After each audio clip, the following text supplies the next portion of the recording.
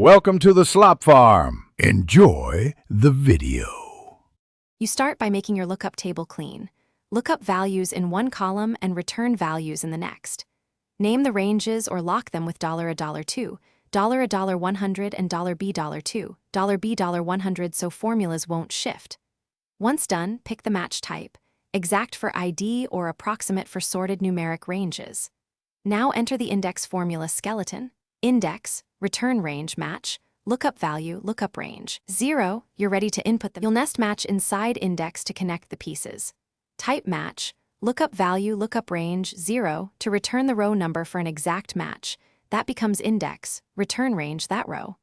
If you need a specific column from a multi-column return range, include the column argument like index, range, row num, col num. Make sure both ranges align in rows. Once placed, press Enter and verify the returned value against the source table to confirm it's pointing to the right row. You finish by testing and protecting the formula. Wrap it in IFR to show a friendly message if nothing matches. If results are wrong, make sure you used 0 for exact match and that your ranges use $locks. Also check data types, numbers stored as text break match, so use value or convert text, or trim to remove stray spaces.